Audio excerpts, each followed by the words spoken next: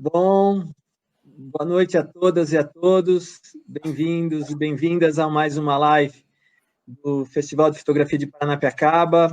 Hoje nós temos o prazer de estar aqui com o Rafael Vilela. Muito obrigado por ter vindo, aceitado esse convite, Rafael. Valeu, prazer é todo meu. Uma das perguntas, acho que valem muito, já foram respondidas, né? Cadê o Queiroz? Agora a gente sabe onde ele... Agora só falta quem mandou matar Marielle, né? Mas o Queiroz achamos.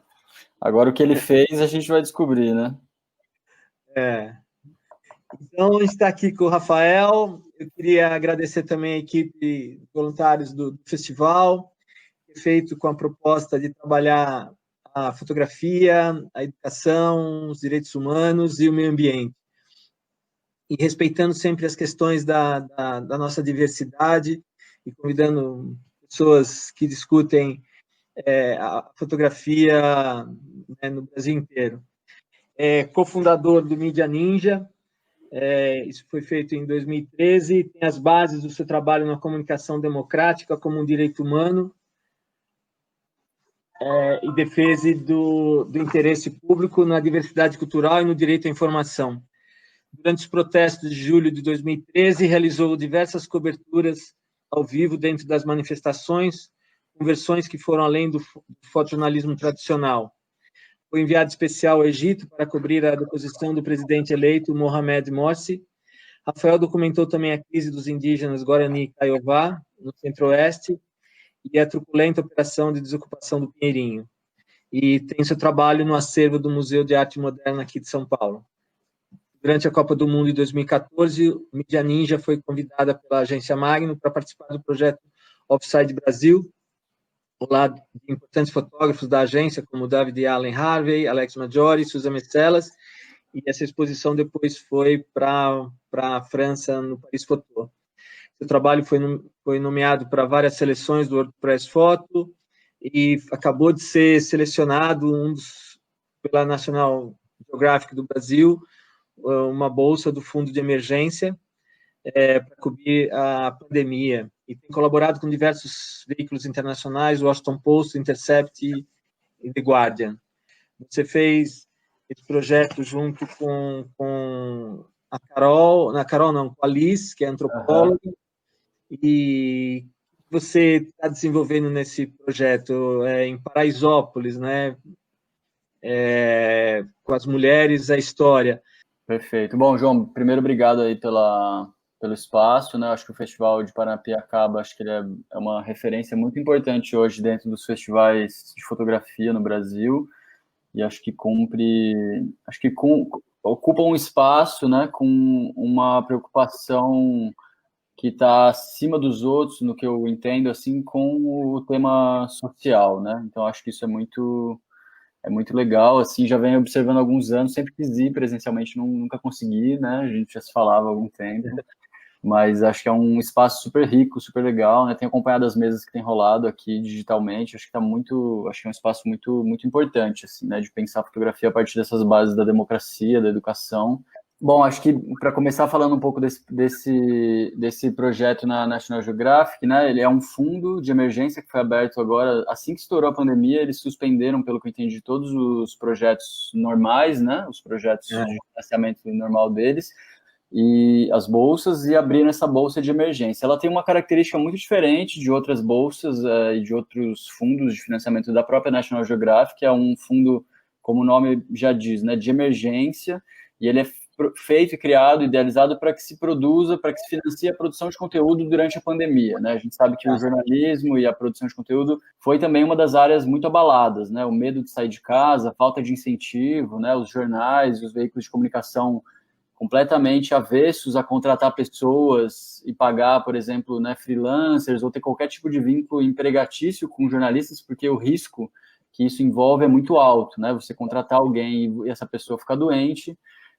Os jornais, né, nessa crise estrutural que a gente tem do sistema de comunicação, né, e do jornalismo como um todo, ficaram muito receosos. Então, ser financiado para produzir conteúdo, acho que é uma com certeza um privilégio muito grande, né, nesse momento, e que eu acho que essa bolsa nasceu um pouco para isso. Então, ela não tem uma lógica tradicional, assim, ela financia a produção de conteúdo e não tem nenhum tipo de exclusividade com a National Geographic. Então, o que eu estou fazendo pode ser distribuído e deve ser distribuído por toda e qualquer mídia local ou internacional, mas que se estimula muito nesse prêmio, né, que eles chamam de grant, é que você distribua esse conteúdo, mais do que qualquer coisa, né, e depois os editores lá da National Geographic vão ver o que interessa para eles, para a revista e para o site e tal, mas é uma oportunidade muito legal, que tem muito a ver com o que eu sempre produzi, e da forma como eu sempre produzi na Mídia Ninja, que é você, né, pensar muito menos em como você vai vender cada pauta e muito mais na necessidade, na importância de produzir cada pauta, né, e na importância dos temas que você quer produzir, assim. Então, eu escrevi ele com uma amiga minha, que é a Liz, ela é antropóloga, né, especializada na questão da fome, né, e da vulnerabilidade, principalmente alimentar, né, então a gente escreveu esse projeto, e além de tudo ela é minha amiga, assim, a gente estudou junto da pré-escola até o segundo colegial, assim, foi muito legal esse reencontro, porque a gente juntou duas coisas muito legais, né, ela com a etnografia e um trabalho que ela já tinha de muito tempo, inclusive em Paraisópolis, né, analisando os índices as formas de entender a fome em diversas maneiras, né, a gente às vezes acha que quem está com fome é quem não, né, quem está magro, desnutrido, né, e não tem o que comer, mas muitas vezes a fome ela tem nuances que eu estou aprendendo muito também com a Liz, né, com esse projeto. E a gente escreve esse projeto que, na verdade, ele é pautado em dois grandes eixos. O primeiro o nome, né, do projeto que a gente aprovou é a nova e a velha vulnerabilidade social durante a Covid no Brasil. Então, a gente está falando basicamente de dois grandes blocos. O primeiro é de quem sempre se fudeu no Brasil, né, quem sempre foi explorado, desde a colonização, como a gente entende, e que, num momento como esse, infelizmente, mas é difícil de fugir disso, é quem, uma vez mais, é o mais prejudicado, né? Então, as populações indígenas, as populações de periferia, as populações de rua, né? Então, são essas pessoas que sempre acabam sendo os mais prejudicados em qualquer tipo de crise, né? Seja a crise de saúde que a gente vive hoje, seja a crise econômica que se impõe a cada dia e que a gente entende que vai durar ainda um bom tempo, né? E o segundo grande bloco é os novos vulneráveis, né? Então, a gente está estudando, investigando quem que vai ver, talvez, a vulnerabilidade pela primeira vez na vida, de uma forma muito gritante nesse momento, né? Então, toda a ideia da economia, da gig economy, né? Essa economia informal dos aplicativos, né? O setor cultural, que está muito afetado, né? A gente está falando num festival de fotografia, a gente sabe a dificuldade que é produzir cultura no Brasil, a gente sabe a dificuldade que é fazer um trabalho artístico no Brasil, mas ainda pior é a dificuldade de quem é assessor ou técnico, né, nos campos artísticos. Então, a galera que faz luz de palco, a galera que, né, acho que tem um nível, a cultura está muito impactada e ela faz parte desse setor, né, de serviço, comércio, cultura, que foi muito abalado economicamente por essa crise, que a gente está investigando também quais são os impactos, né? Então, a gente tem, dentro desse espectro da nova e da velha vulnerabilidade, a gente tem mais ou menos 8 temas, pautas que a gente está trabalhando, com personagens, com histórias. Uma delas é a fila da fome, né, que está acontecendo aqui no centro de São Paulo. A gente está analisando cada tipo de personagem que está hoje pegando uma fila gigante para ter um prato de comida, assim. E tem pessoas que estão nessa fila que, antes da pandemia, eram empresários de turismo e que ganhavam o suficiente para ter uma vida de classe média, que hoje, com a pandemia, estão fazendo entrega de aplicativo e fazendo entrega de aplicativo nesse momento não tem dinheiro, às vezes, para comprar a comida do dia a dia, né? Então, e vai desde isso até os moradores na população de rua, até, enfim, as ocupações. Então, a gente tem um espectro muito novo, assim, de pessoas, né, que mostram um pouco da fragilidade estrutural econômica, mas também política no Brasil, que estão afetadas por esse momento e que isso, né, tem histórias que conseguem exemplificar muito as questões estruturais do Brasil que não são da pandemia, né? São questões que sempre existiram. A pandemia, ela só existe por potencializou, né? Exato, a própria ideia de pandemia, né, Alice, a gente tem trocado muita ideia, assim, né, a antropologia estuda muito essa questão também, mas a própria ideia da pandemia, ela só existe a partir de uma ausência, muitas vezes, do serviço público, né, e do Estado. Você vê o que é uma pandemia na Alemanha e o que é a mesma pandemia no Brasil. qual que é o impacto real na vida das pessoas? Quantos morreram? Quantos perderam a renda?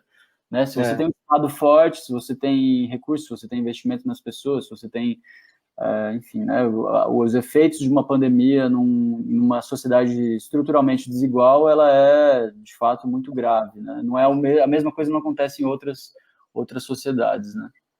Então, o projeto é um pouco isso. A gente tem 4 meses, né, de projeto para fazer, para se dedicar integralmente a isso. Então, também, ao mesmo tempo, é um desafio, mas é uma responsabilidade, uma oportunidade também de conseguir fazer esse recurso e esse tempo, né, reverter para essas pautas, para essas pessoas, para essas histórias que eu já vinha fazendo até antes né, então acho que também foi um pouco isso, a gente meio que escreveu um projeto junto, que já estava acontecendo, então eu já vinha fazendo os coveiros, né, os sepultadores de Vila Formosa, histórias nas periferias, a gente já vinha construindo essas histórias e a gente meio que escreveu esse projeto em cima do que já estava sendo feito.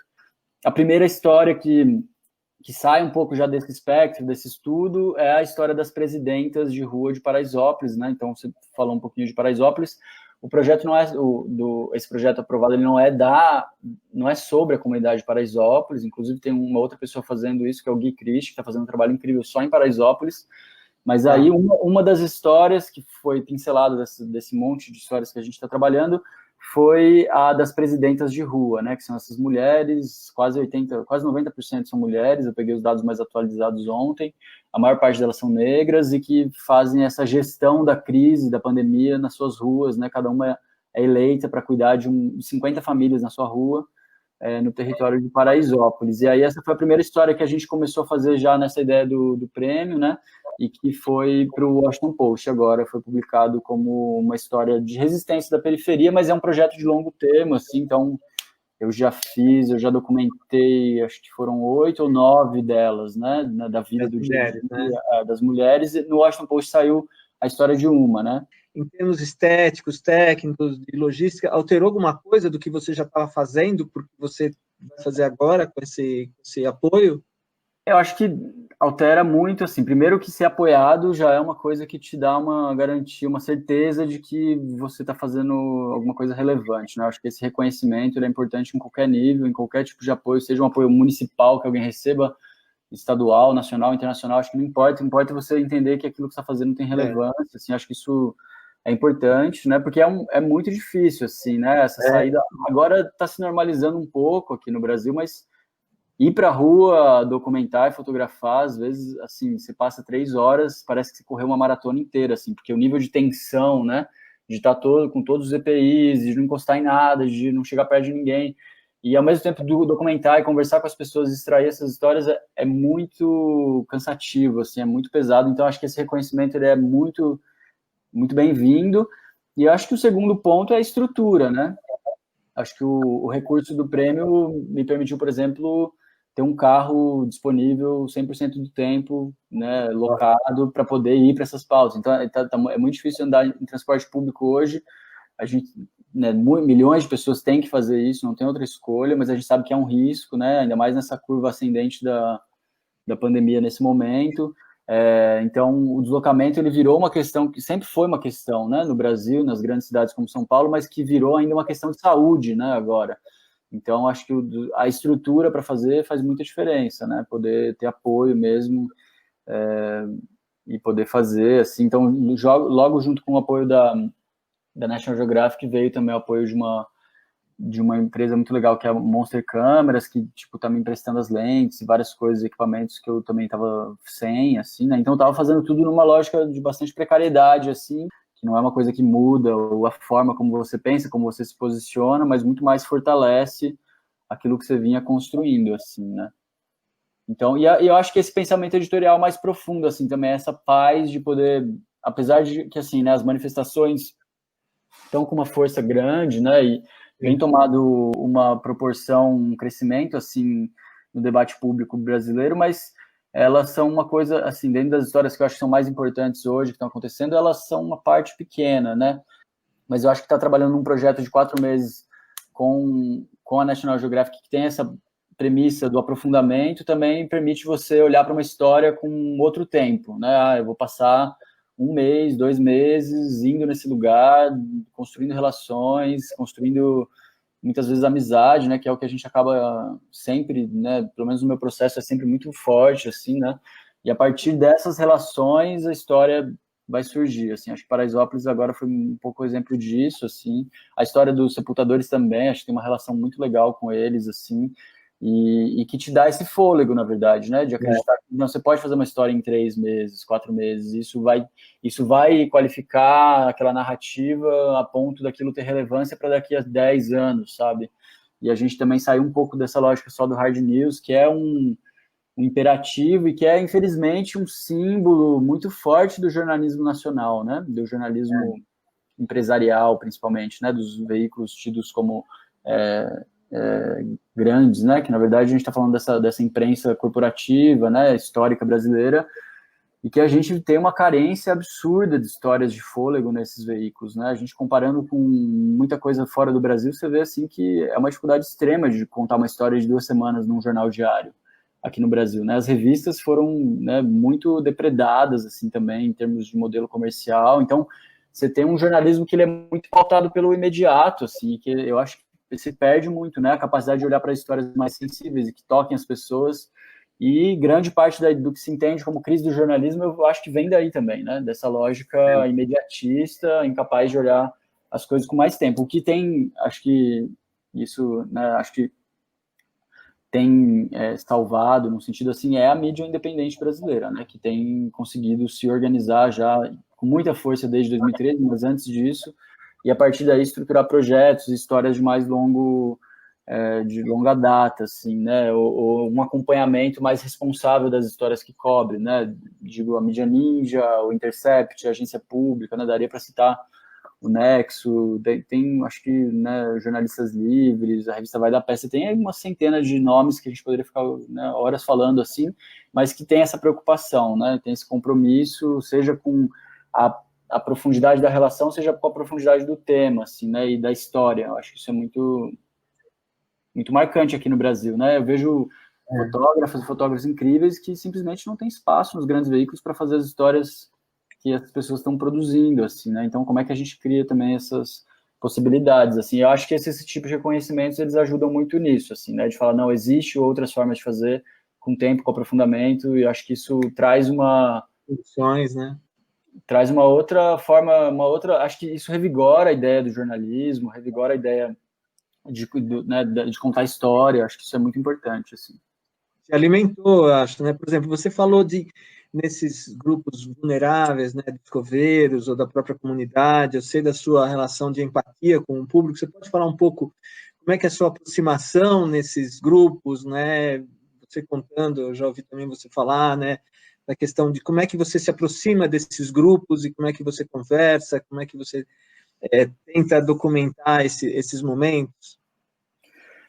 Perfeito, eu acho que isso é um ponto central, né? Se discute muito pouco isso dentro da fotografia, muitas vezes a galera está debatendo lente, câmera e tal, que não é um problema, mas assim, acho que a relação humana é o que define o que a gente faz, né?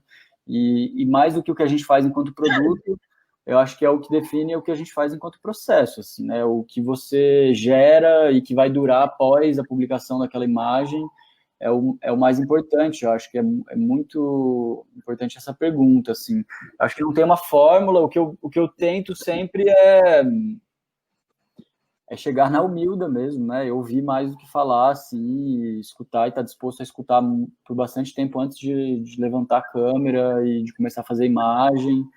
Eu acho que a história dos Sepultadores, né, os coveiros da Vila Formosa, ela, depois a gente tem um PDF aí com as imagens, mas ela foi para mim, talvez, assim, de tudo que eu já fiz, uma das coisas mais difíceis, assim, tanto pelo acesso a eles, né, porque, assim, muita gente está indo lá, então a Vila Formosa virou, assim, um pit stop da mídia mundial nesse momento, né, aquela foto aérea que o André Penner fez, que foi capa do Washington Post, ela virou um hit, assim, né? Ela foi que deu a cara da crise no Brasil, que prenunciou a morte de milhares de pessoas, porque naquele momento... porque naquele momento aquelas covas que são fotografadas ali pelo André, e a legenda dele é bem honesta em relação a isso, elas são ordinárias, né? Aquilo se faz toda semana, porque o Vila Formosa... E aí eu acho que é um pouco isso, né? o mundo começa a olhar para o Brasil para as coisas que são naturalizadas aqui e começa a achar um absurdo durante a pandemia. Assim como a gente está olhando para a desigualdade agora e achando um absurdo 300 pessoas perderem a sua casa numa reintegração de posse. Isso já seria um absurdo em qualquer situação. Mas a pandemia poderia ser feito isso. Já não poderia ser feito, né? E o Formosa já enterrava 40 pessoas por dia. Então, para você enterrar 40 pessoas por dia, você faz a conta semanal, você tem que abrir centenas de covas, você tem que abrir 200, 300 covas por semana, não tem outra opção. E aquela foto são dessas 300 covas abertas, né? Mas o mundo se choca com aquilo, né? Depois eles foram abrir 3.000 covas. Isso aconteceu há menos tempo. Por ser esse lugar onde toda a imprensa já está indo, né? E já está mostrando, e já está o tempo inteiro um acesso de fotógrafo, videomaker o tempo inteiro, né? A galera do cemitério já começa a ficar completamente reticente, né? Descreditada e relações muito pontuais, né? A gente ouviu deles mesmo, assim, dos coveiros, que os fotógrafos, os videomakers iam lá, todo mundo, né, passava algumas horas e ia embora, né? E acho que a dificuldade ali foi exatamente criar uma relação com eles, assim. Então, digo que foi uma das mais difíceis porque, né, já tinha um pé atrás deles muito grande e é um ambiente que você tem que criar uma relação de intimidade, né, em meio a pessoas sendo enterradas e famílias chorando é uma situação muito, muito delicada, assim, né? Então, acho que o papo com eles foi muito nisso que você falou, assim, né? Você tem que chegar na boa, conversar, entender as verdades deles, que é diferente do que a gente gostaria de, às vezes, como alguém do campo, né, que se entende como progressista, gostaria de ouvir, né? As versões deles, às vezes, corroboram mais com outras versões que falam por aí do que as nossas. Então, eu acho que essa capacidade de ser empático mesmo, ouvir e conseguir, a partir daí, criar uma relação de confiança, de estar entre eles, entendendo... aquilo não está sendo feito para explorar eles num sentido, mas muito mais para entender e divulgar a realidade deles, que é muito dura, né? Então, eles são homens, a grande maioria das periferias, negros, e que trabalham, às vezes, né, 10... às vezes 12 horas ali o dia inteiro cavando, e que antes enterravam 30, 40 pessoas, agora estão enterrando 70, 80 às vezes, né, por dia. Então é um trabalho que, além de ser um trabalho fisicamente extenuante, é um trabalho emocionalmente muito pesado, né? Eles estão, assim, todos os enterros eles estão ouvindo as famílias chorando, eles estão vendo as histórias. Então é um ambiente muito hostil, assim, que criar e conseguir construir essas relações de intimidade, assim, leva tempo, né? Então eu fiquei quase 3 semanas indo lá direto e falando e ouvindo e escutando e construindo essa relação, assim. Hoje a gente está num grupo de WhatsApp com vários deles, assim, é uma coisa mó massa, assim, uma relação super legal. Eles têm uma característica muito interessante, assim, né, como pessoas que lidam com essa dor diariamente, que eles estão sempre com humor muito leve, né? Estão sempre dando risada, contando piada, porque é uma forma também de... Então, aqui essa imagem, por exemplo, eles trabalhando até anoitecer, né? Com iluminação do carro, às vezes, da família da vítima que morreu, sabe? Então, é uma coisa muito precária, assim, as condições de trabalho deles, dos EPIs acabam, né? Enfim, a folha de pagamento é baixíssima, né? É o piso do funcionalismo público da prefeitura, é os que menos ganham. Então, assim, as pessoas que fazem um dos trabalhos mais importantes, que é lidar com a morte, com a dor, né? Com uma passagem, né? São os que menos ganham na prefeitura, que tem menos, enfim, né? Aí acho que acaba o ensaio nessa imagem. Esse aqui é um dos sepultadores e um dos que eu fiquei mais próximo, que a gente conversa bastante, assim. E, enfim, o que acho que convence no sentido, assim, né, as pessoas a quererem contar a sua história, é entender que quem está querendo contar tem boas intenções, assim, né, tá interessado, de fato, em contar a versão deles dos fatos, assim, né, e não uma ideia pré-concebida que veio da redação e que você vai ter que mostrar aquilo por bem ou por mal, assim. Você estava vendo no seu material, R$ 755 por mês. Isso, né? isso é a base, isso, né? é a base. Eles vão adicionando, né, depois, mas a base salarial é uma das mais baixas que tem. Por exemplo, se eles quebrarem a perna numa cova durante o trabalho, eles vão ficar afastados, eles perdem o salário e passam a receber a base. Então, eles perdem o VR, eles perdem, né? Então, assim, a base é o que sobra quando você, por exemplo, está afastado por um problema de saúde, por exemplo, né? E aí foi muito massa, assim, porque depois da reportagem ter saído, né, uma galera viu, assim, e se organizou, né, a galera do Cozinha de Combate, que é uma organização de vários restaurantes aqui de São Paulo, que estão fazendo comida para distribuir, se organizaram e começaram a distribuir marmita diariamente para eles, né, para reforçar a alimentação, né, e cestas básicas, assim. Então, também a reação das pessoas, eu acho que esse momento ele traz muito disso, assim, também tem uma sensibilidade, né, que está colocada. Solidariedade, né? Então, você fazendo histórias que sensibilizam, que contam a história das pessoas, assim, eu acho que a sociedade está mais do que nunca muito disposta a receber essas histórias e a colaborar de alguma forma para que essa história mude, né? Então, acho que a gente também tira um pouco dessa ideia do jornalismo frio, imparcial, né, que observa as coisas de longe como um voyeur, assim, e entende que, na verdade, por mais que você sempre lide com a sua própria honestidade, você tem um lado, né, você tem uma visão das coisas, e que aquilo sendo bem contado, aquilo vai também fazer as pessoas se posicionarem, e, em última instância, aquilo vai mudar essa realidade. Então, acho que também o papel do jornalismo é levantar esses debates para que a sociedade, né, as políticas públicas, que nesse momento que inexistem, né, mas que elas sim possam fazer essa transformação a partir da informação, né. Tem uma que é o quanto a pandemia você acha que potencializou esses problemas que já existem. Acho que foi respondido, né? A gente falou um pouco sobre a pandemia, na verdade, evidenciar problemas estruturais, assim, acho que isso é muito visível. E também se a gente acha que a tentativa de descredenciar a mídia e instituições contribui para isso. Eu acho que o debate sobre mídia, a Lê também mandou um oi, boa noite, a Lê Anselmi. E eu acho que o debate sobre mídia ele é muito doido fazer ele agora, né? Porque a gente está falando de um processo que vem acontecendo mais recentemente de um revigoramento assim do jornalismo, né? Eu acredito nisso, assim. A Vaza Jato acho que teve muito a ver com isso, uma retomada, num certo sentido, da Folha e da Globo também de fazer jornalismo com mais força, né? Por uma necessidade. Então, essa necessidade de fazer jornalismo com mais força a partir do momento que o Bolsonaro entra no poder faz com que a mídia também passe a estar nesse campo de uma certa oposição e de uma valorização do campo democrático, né? Que não foi a posição que a mídia tomou, né? Quando eu falo mídia hegemônica, né? Não foi essa posição que ela tomou, por exemplo, no processo do golpe, né? Em 2016. Mas, ao mesmo tempo, eu acho que tem uma virada, assim, né? A gente está hoje todo mundo defendendo a imprensa porque é uma necessidade democrática, mas a gente tem que entender que existem interesses corporativos, né? E então tem que sempre fazer esse balanço, assim, né? Acho que para a pergunta que foi colocada, a minha opinião é que nesse momento a imprensa, a informação, ela é central, ela joga um papel fundamental no Brasil e no mundo inteiro, ao mesmo tempo que a gente tem que entender, né? Os interesses também dessa imprensa nesse momento que são antagônicos ao Bolsonaro e essa coisa bizarra que está no poder, mas que em outros momentos talvez sejam antagônicas aos interesses populares, né, aos interesses de fato de uma democracia participativa, né, da democratização da própria imprensa, no sentido de que mais pessoas tenham acesso a produzir, distribuir informação e não só esses grandes conglomerados de veículos, né. Esse é o ensaio das presidentas de rua de Paraisópolis. Vamos lá.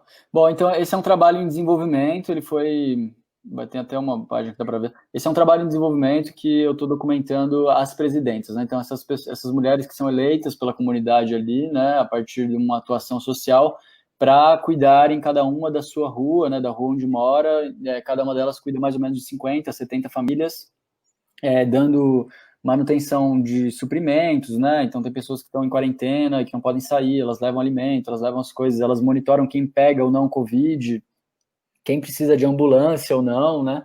Então, um trabalho comunitário desde baixo, assim, organizado pela Associação dos Moradores de Paraisópolis, e além de cuidar dessas 50 famílias, cada uma delas tem a sua própria família, muitas com 2, 3, 4, 5 filhos, às vezes, com idosos, né? E em casas de 1 ou 2 cômodos, na maior parte das vezes.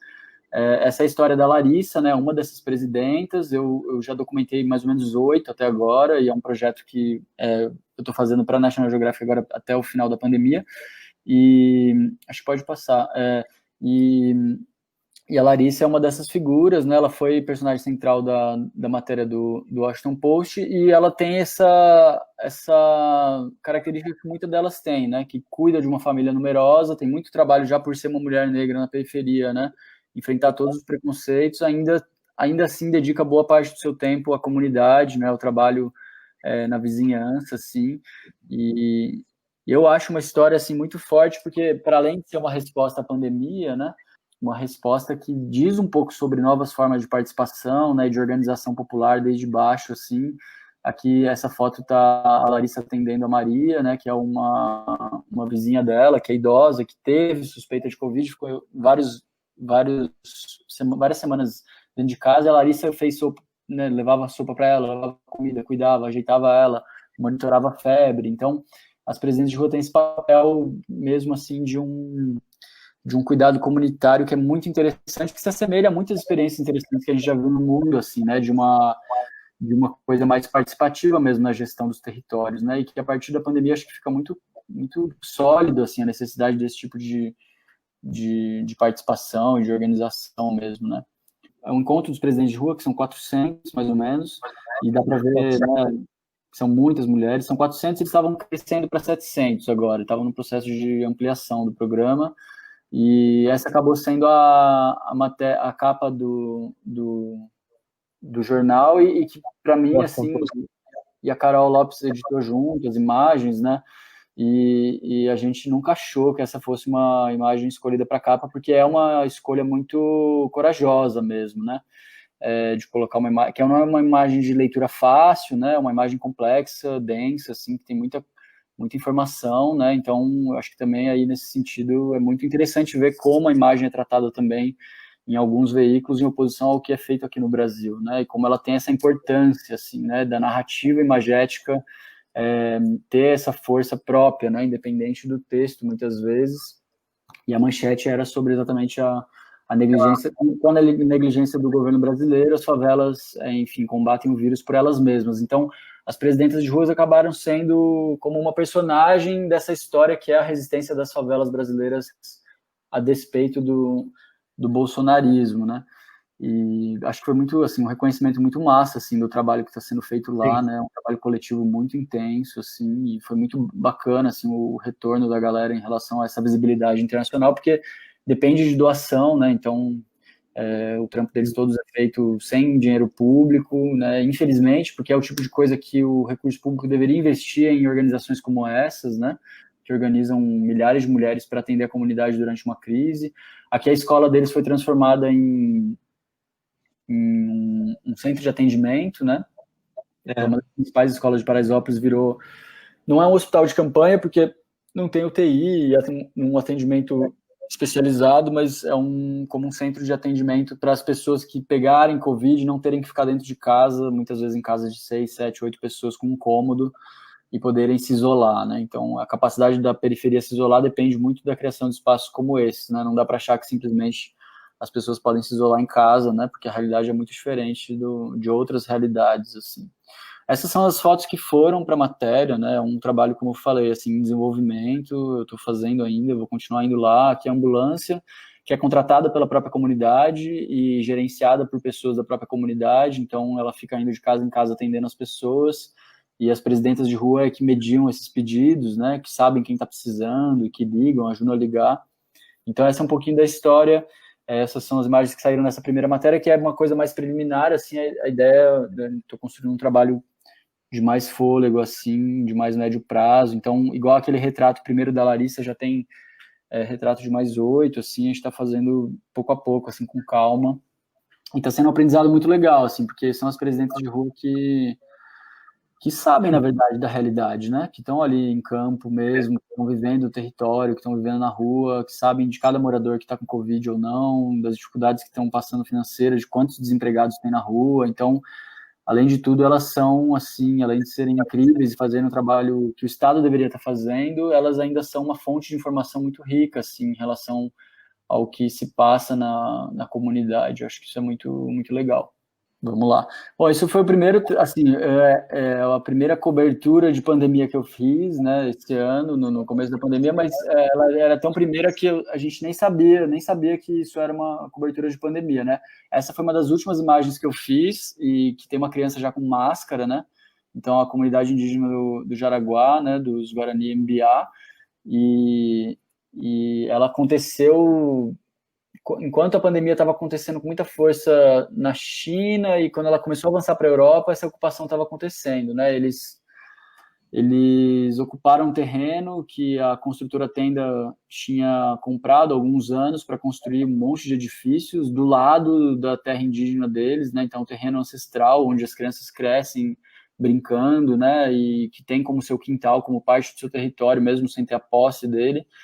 E essa construtora veio e, né, sem nenhuma negociação, resolveu construir. Mas a reação deles foi ocupar esse território e fazer uma ação, né, de ocupação simbólica mesmo e de resistência, assim. Eles ficaram, acho que 45 dias, se não estou enganado.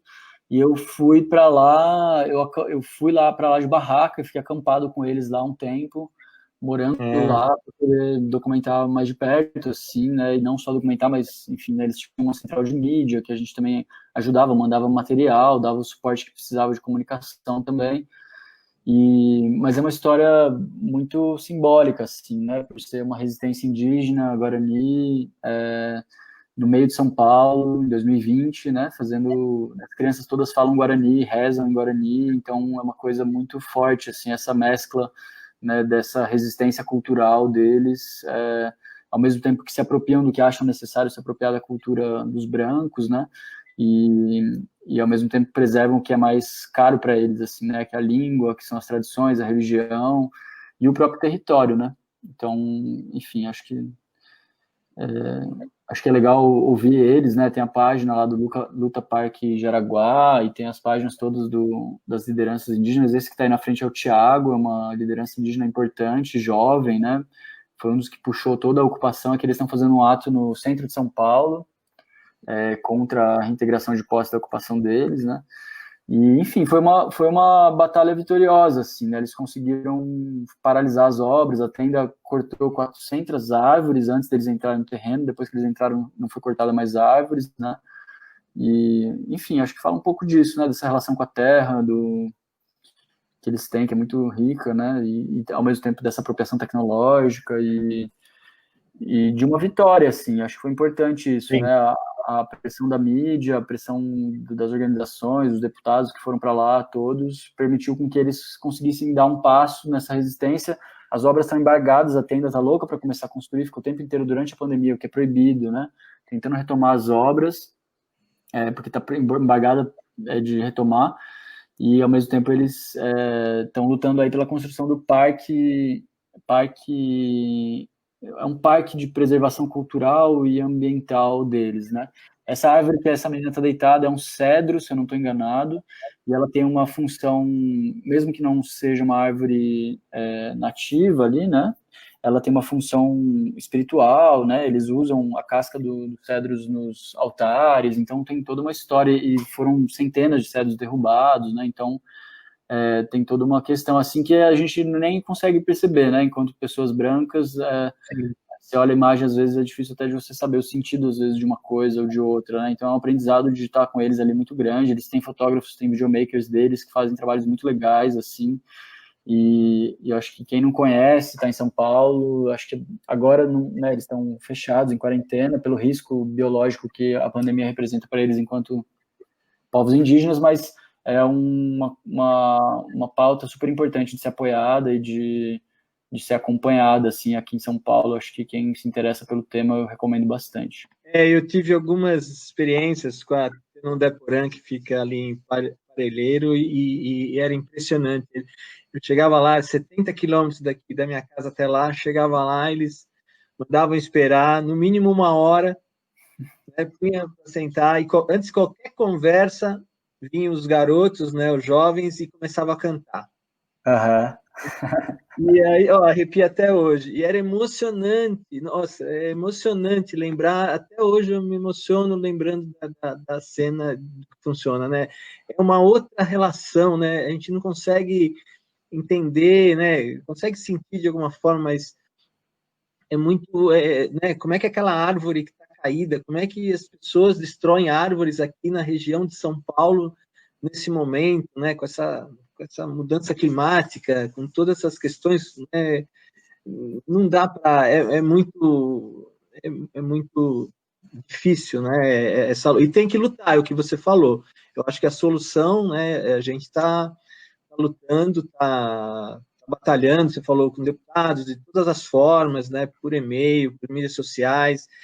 Eu vi também que você foi agora, está acompanhando desde o 7 de junho, né? Quando começou o ato na Paulista, acho que foi 7 de junho, né? Começou o ato das Gaviões, das outras torcidas, que começaram a fazer, né? O que você está sentindo de diferente nesse momento? E eu vi também uma entrevista sua, você pode falar um pouco mais sobre isso, sobre se tem diferença, se tem semelhanças, né? Porque a gente está em junho de 2013, a gente está em junho agora de 2020, né?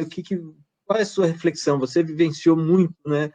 Aquele momento e esse, o que você poderia fazer dessas considerações? Aqui teve Primavera Árabe, né? Um pouco antes, uns 3 anos antes, mas o que você percebe nesse momento? Perfeito. Eu acho que esse debate sobre as manifestações agora ele é muito marcante, assim, né? Tanto por essa coincidência cosmológica aí de ser 7 anos exatamente depois de junho de 2013, né?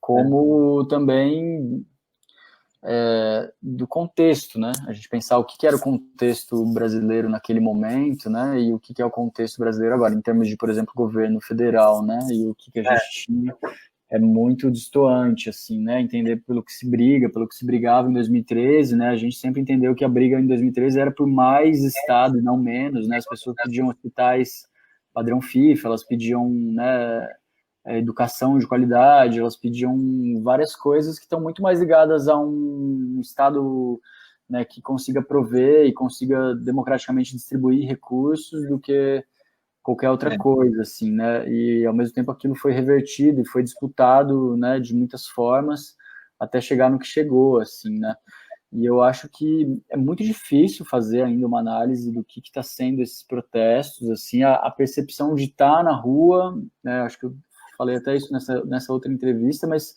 é de uma coisa meio surreal, assim, de distopia mesmo, porque não era para ninguém estar protestando agora, sabe? Tipo, essa sensação é muito forte, assim, a gente que está, eu estou indo muito em cemitério, né, às vezes em porta de hospital, em lugares onde você está vendo mesmo as pessoas morrendo e a coisa real, assim, e às vezes quando eu fico muito tempo em casa, na quarentena, né, assim, esperando por uma próxima pauta, você acaba esquecendo um pouco disso, né, você fica num certo conforto, assim, mas é um risco muito grande que se corre, né? E não dá para, de maneira nenhuma, desmerecer ou descredibilizar essas mobilizações, porque elas são quase como um grito de desespero mesmo. Então, acho que, assim, ter que ir para a rua agora, nesse momento, mostra ainda quão urgente ainda essas pautas são, né? Porque a necessidade de ter que ir para a rua no momento de uma pandemia crescente no Brasil, né? Ela é muito doida, assim. Então, entender a rua, eu acho que é um exercício para a gente fazer nos próximos meses e anos, assim como 2013 até hoje, né? Se debate, se pensa sobre o que foi.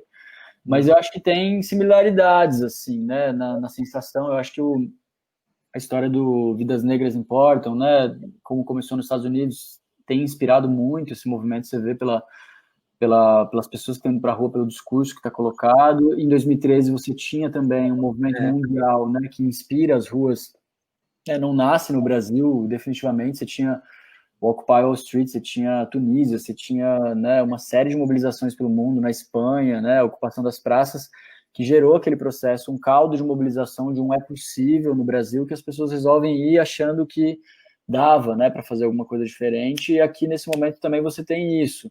A diferença é que talvez o Brasil hoje não está, né, assim, não está igual muitos lugares do mundo, né, a curva ascendente da pandemia hoje, ela está majoritariamente aqui nos Estados Unidos, né, que é onde também começou esses protestos, assim, então eu acho que é bem complexo, assim, né, a análise tem que ser feita sempre a partir da complexidade das coisas, acho que não tem nada fácil, assim, qualquer verdade absoluta nesse momento, ela está sujeita a ser revogada no dia seguinte, então Eu acho que isso dá mais força ainda para essa ideia do jornalismo, essa ideia da pesquisa, essa ideia da capacidade de lidar com complexidade, com lados, com divergências, né?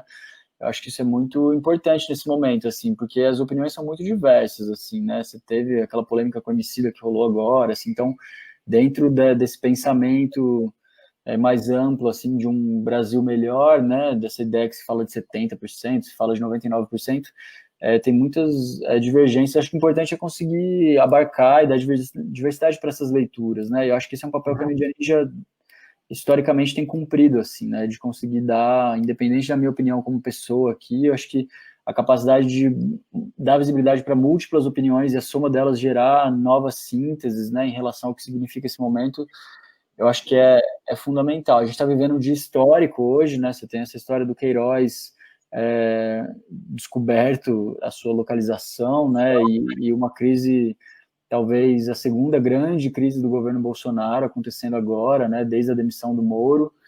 Então, é difícil falar do agora, assim, eu acho que tem uma descredibilização do que está colocado aí enquanto poder instituído, e a gente vai ver e vai sentir isso, mas esses desafios da manifestação pública em tempos de pandemia, né, ninguém mais aguenta ver live, cara, é uma coisa que, tipo, saturou, né, porque é um excesso de informação que a gente está vivendo muito grande, assim, as experiências concretas, né, não digo reais, mas assim, físicas, né, porque eu acho que o digital é tão real quanto, mas estar presente nos espaços, ele também é eu tenho escutado isso das pessoas que estão indo para a rua, ele é uma coisa que inspira e que dá ânimo para as pessoas, né? Então, as pessoas estão ficando literalmente malucas dentro de casa nesse tempo todo, e ir para a rua acaba sendo também uma capacidade de acreditar que dá para fazer alguma coisa diferente, que a gente pode se reunir. Grito, né?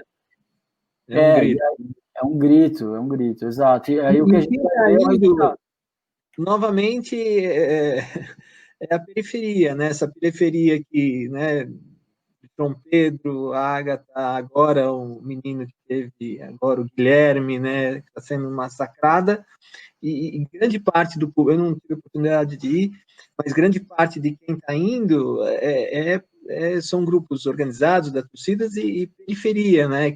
Não, acho que tem 3 grandes grupos, né, que protagonizaram essas últimas mobilizações que a gente tem visto, né? Uma delas é esse grupo mais ligado às torcidas organizadas, né, que passa por uma parte da Gaviões, mas no último ato, por exemplo, no domingo passado, você teve a galera do Palmeiras, né, da torcida organizada do Palmeiras, de vários outros times, né, e que é muito interessante, né, de ver uma organização puxada por essas instituições, né, que são ligadas a que talvez seja uma das maiores instituições brasileiras, junto com a música brasileira, que é o futebol.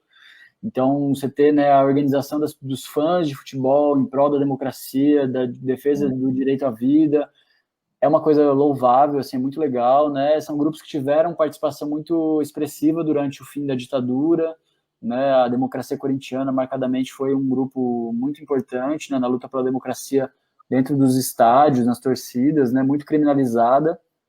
O segundo grupo é a Frente Povo Sem Medo, né, que é organizada por várias organizações, mas que tem como a sua força motriz o MTST, que é o Movimento dos Trabalhadores Sem Teto, né, então também um movimento muito periférico e que vem da luta mais básica, né, que é a moradia, e que é o que garante, né, o saneamento, é o que garante a possibilidade de você fazer uma quarentena, de você ter uma casa, de você se alimentar, você ter um emprego, né? Como é que você tem um emprego sem ter um endereço fixo hoje, né? Então, a luta por moradia ela é central, assim, é uma luta básica mesmo, né? Assim como a reforma agrária foi feita em centenas de países pelo mundo inteiro, menos no Brasil, o acesso à moradia não dá nem para a gente falar que é uma pauta de esquerda, na verdade, né? Ela devia ser uma pauta humana mesmo, né? Em primeiro lugar. Assim. Então, o MTST tem esse protagonismo, que eu acho que é fundamental. E, por último, o movimento Vidas Negras Importam, né?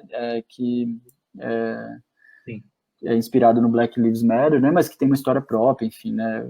Não tenho muita propriedade para falar sobre isso, mas a gente está vendo, né, uma indignação maior da sociedade que é muito positiva em relação à perda dessas vidas negras jovens, né, como historicamente sempre aconteceu no Brasil, mas que hoje, né, existe um levante mundial em relação ao sentido dessas vidas, né, e a necessidade de se valorizar elas como toda vida deveria ser valorizada, né? Então, acho que esses 3 grupos têm protagonizado isso. O último ato que eu fui fazer foi no Vila Clara, né, com a morte do menino Guilherme. Hoje já sabemos que um dos homens que matou era um policial que está sendo investigado, né? Então, mas tem uma característica mais orgânica, um ato que é uma manifestação puxada pela própria comunidade, que se mobiliza a partir da indignação mesmo, né? Queimaram 5 ônibus, assim, ódio mesmo que você sente nos jovens lá, porque, né, completamente é um ódio plantado pelo Estado, né? O Estado está centenas de anos plantando esse ódio e se mostrando como o único braço do Estado que chega para essa molecada, muitas vezes é a força da polícia. Então, que outra linguagem você consegue entender que dialoga com o Estado, senão a própria violência, né? Então, é muito importante entender isso, é muito forte.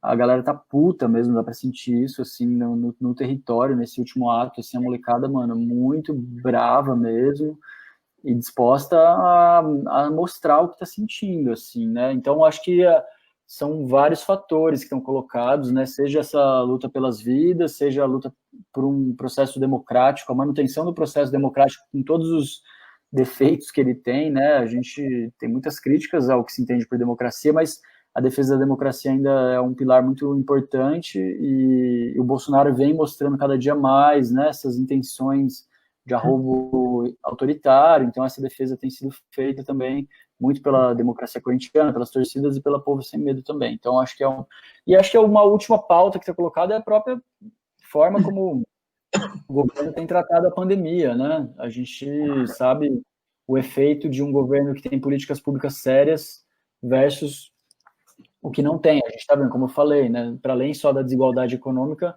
se você vê o que a Angela Merkel fez na Alemanha, né? Vários outros países que daram, a própria Argentina, uma referência muito grande, né? Um país que também não tem grana, que é pior que o Brasil em termos econômicos, e fez uma gestão de quarentena responsável que poupou milhares de vidas. Então, acho que isso também está colocado. As pessoas estão indignadas da forma como elas estão sendo tratadas, né? Enfim, acho que isso é um pouco das manifestações que eu sinto, assim, mas é difícil de saber para onde vai, assim, acho que é muito difícil também, né? É o que você falou, está muito próximo, né?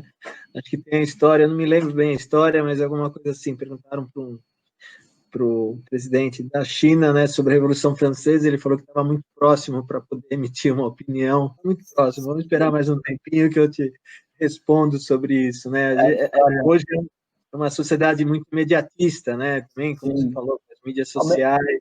Mas, ao mesmo tempo, eu acho que é legal isso, né? Porque essa ideia da história do tempo presente, né? Ao mesmo tempo que a gente tem que ter esse cuidado na análise, eu acho que a documentação e conseguir favorecer o debate sobre o que está acontecendo em tempo real, acho que é muito importante, assim, né? Então, você conseguir cobrir hoje, né, nesse mês, a história dos sepultadores e levantar o tema para debate durante a pandemia, que é quando as pessoas estão preocupadas. Acho que essa ideia, né, tem uma amiga minha que é a Júlia Albertoni, que ela é historiadora, e ela fala muito dessa ideia né, que não é um conceito dela, mas que traz um pouco essa ideia da história do tempo presente, né? A gente tem que debater a história enquanto ela acontece. O que não dá é para tirar uma análise, não dá para concluir muita coisa, mas eu acho que debater, pensar, mostrar, né, aprofundar no que está acontecendo, eu acho que isso também gera registro e gera elementos para que essa análise seja melhor feita no futuro, né?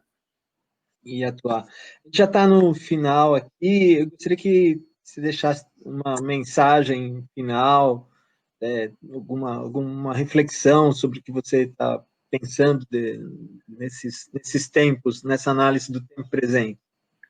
Bom, eu acho que a gente vai viver ainda momentos muito duros, né?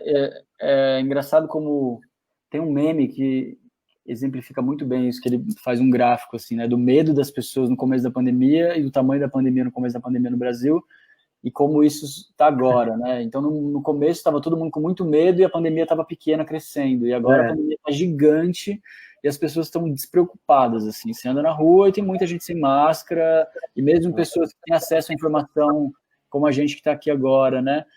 Tem uma coisa psicológica colocada depois de 3 meses de quarentena, que você começa a relaxar os protocolos, né? Achar que não é tão grave assim. Então, eu acho que a gente está meio que pagando para ver nas próximas semanas assim o que vai acontecer, né? Tem uma chance real de uma explosão do número de casos, né, e de uma lotação das UTIs que não aconteceu ainda, né? Enfim, eu acho que tem uma coisa para acontecer que a gente não sabe, mas eu acho que os efeitos da pandemia cada vez mais, para além do que é esse pico imaginário brasileiro que a gente não viu ainda e que a gente está ansiosamente esperando ele acontecer há 3 meses, né? A gente tem principalmente eu acho que enquanto documentaristas, né, enquanto fotógrafas e jornalistas que estão querendo cobrir, mostrar esse momento, eu acho que a gente vive um momento histórico sem precedentes. Talvez a nossa geração não veja um momento tão importante como esse, né, em muitos anos. Assim como junho de 2013 para o Brasil foi um momento que definitivamente se sabia que era história sendo feita. 2020, né, veio com tudo, assim, é difícil de pensar outro ano, senão, né, na crise da gripe espanhola, onde você tinha uma crise tão grave colocada, e saber que a gente está vivendo esse momento histórico, eu acho que é uma convocatória para quem está disposto e tranquilo, e se sente tranquilo e com responsabilidade resolve documentar essas coisas. Eu acho que é um momento também, por um lado, muito precioso, assim, né, de documentação, porque as coisas estão em transformação muito rápida, e isso é sempre um momento muito, onde acho que as imagens, né, e os discursos, eles tendem a ter uma importância muito grande, assim. E o direito à informação, ele é cada vez mais, né, uma questão de vida ou morte. Então, você ter acesso à informação de qualidade hoje define a forma como você bota a sua máscara, como você se equipa para ir para a rua fazer compra, e qual é a sua chance de voltar sem se contaminar com vírus que tem uma letalidade, né? Então, a informação, né, às vezes as pessoas subestimam, assim, né, e acham que a informação é uma coisa menos essencial, né? Mas ela é um serviço essencial porque hoje é o que define muitas vezes a sua vida ou a sua morte, assim. Então, eu acho que é isso e a gente olhar agora no médio prazo mesmo para os efeitos econômicos. Eu acho que para quem está interessado em documentar, né, não tem nada parecido do tipo, o pior já foi, ou o timing de começar a cobrir já passou. Eu acho que não existe isso. O que existe é que a gente tem aí como perspectiva uma crise econômica que vai se perdurar por muitos anos, né? Então, os efeitos disso numa sociedade desigual como a brasileira é muito perverso, e documentar e mostrar, expor essa perversidade no momento que a sociedade está sensibilizada acho que uma tarefa histórica, assim, também, assim, à altura do tempo que a gente está vivendo, assim. E é isso, queria agradecer, João, pelo papo, muito legal. As entrevistas que eu tenho participado têm sido muito legais. Acho que falar com você é muito bacana, assim, para a gente poder dar complexidade mesmo e se questionar, né? Acho que o nosso papel hoje é muito mais fazer pergunta do que dar resposta, assim, sabe? Eu acho que isso é uma coisa que dá uma certa tranquilidade, assim, né? A gente não tem respostas, assim, elas precisam ser criadas e acho que esse é um pouco do nosso papel. Ótimo. Nem a ciência tem algumas questões atuais que não está conseguindo. Exato. E acho que assumir isso, né? Acho que a ciência ela é muito importante nesse momento, porque ela é talvez uma das únicas tecnologias humanas que fala, não sei. Estou procurando a resposta, não tem essa resposta, sabe? Eu acho que a gente também, enquanto documentarista, fotógrafo, tem que ter essa humildade, né? Não temos a resposta, estamos buscando igual todo mundo, assim, né? Mais do que nunca, o seu trabalho, né, da criação da mídia ninja e essas mídias, né, participativas e combatentes, têm sido fundamentais para informar, para alertar e para mostrar, né? A gente agradece, meu nome, em nome do festival, a gente agradece muito, não só a sua participação aqui, mas o que vocês têm feito, né, há muitos anos, em termos de comunicação, em termos de registro, e o fotojornalismo cada vez mais vivo, porque a gente precisa, né, disso para poder entender o que está acontecendo, né? Muitas pessoas ainda estão dentro de casa e percebem isso pelas imagens que vocês produzem, né? Porque quem tem essa coragem, quem tem esse cuidado, né? Para estar lá na linha de frente. Então, em nome do festival, queria muito agradecer. Valeu. Encontrar você em outros momentos melhores. A gente se encontra na próxima edição presencial em Paranapiacaba. Sim. Com certeza. Com certeza. Muito obrigado. Valeu, João. Até logo. Tchau, até logo.